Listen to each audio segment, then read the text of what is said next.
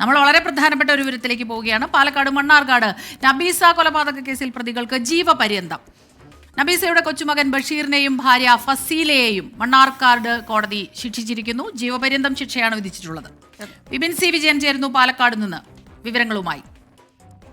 വിപിൻ, ഏറെക്കുറെ നമ്മൾ പ്രതീക്ഷിച്ച ശിക്ഷാവിധി തന്നെയാണ് എത്തിയിരിക്കുന്നത് എന്ന് മനസ്സിലാക്കാൻ കഴിയുന്നു. പ്രതികൾക്ക് രണ്ടുപേർക്കും ജീവപര്യന്തം. കൂടുതൽ വിവരങ്ങൾ എന്തെല്ലാമാണ്?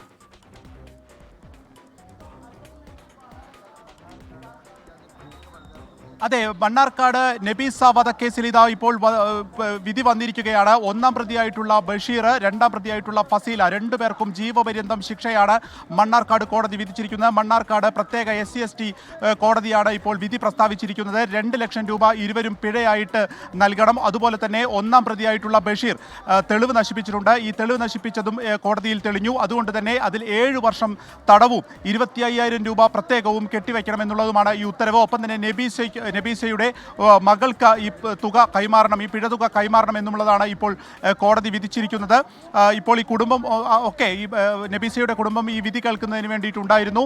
ഇന്ന് രാവിലെ നടന്നിട്ടുള്ള ഈ കുറ്റക്കാരാണെന്ന് കണ്ടെത്തിയതിന് ശേഷമുള്ള വാദപ്രതിവാദം ഉണ്ടായിരുന്നു. ഈ വാദപ്രതിവാദത്തിൽ 12 വയസ്സുള്ള ഒരു മകളുണ്ട്.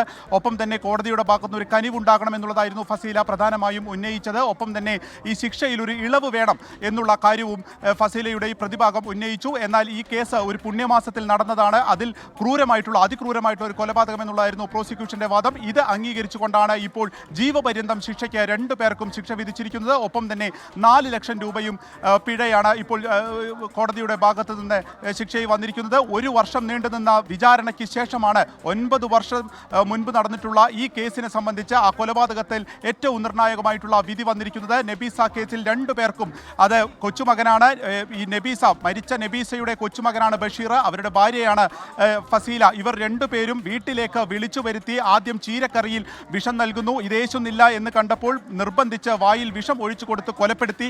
അതിനുശേഷം ഒരു ദിവസം മൃതദേഹം ആ വീട്ടിൽ വെച്ചതിന് ശേഷം പിന്നീട് നായാടിപ്പാറയിലേക്ക് കൊണ്ടുപോയി അദ്ദേഹം ുള്ളതാണ് ഈ കേസ് ഉള്ളത്. അതിൽ ഒരു കത്ത് പോലീസിന് ലഭിക്കുകയായിരുന്നു. എഴുത്തും വായനയും നബീസയ്ക്ക് അറിഞ്ഞിരുന്നില്ല. അങ്ങനെ അറിയാതെ ഇരുന്ന ഒരു ഘട്ടത്തിലാണ് അവരുടെ സഞ്ചിയിൽ നിന്ന് ഒരു കത്ത് ലഭിക്കുന്നത്.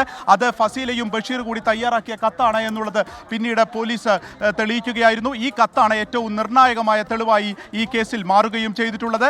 ഈ ഫസീല മുൻപും പല കേസുകളിൽ പ്രതിയാണ്. ഇതും ഇന്ന് കോടതി നിരീക്ഷിച്ചു. സ്വർണം കവർച്ച നടത്തിയ 2 കേസുകളിലും, ഒപ്പം തന്നെ ഈ ബഷീറിന്റെ വീട്ടുകാരെ കൊലപ്പെടുത്തിയ കേസിലും ഇപ്പോഴും ഒരു ആരോപണ വിധേയയാണ് ഫസീല. അപ്പോൾ ഈ കേസുമായി ബന്ധപ്പെട്ടാണ് ഇപ്പോൾ നിർണായക പ്രോസിക്യൂട്ടർ പുറത്തേക്ക് വരികയാണ്.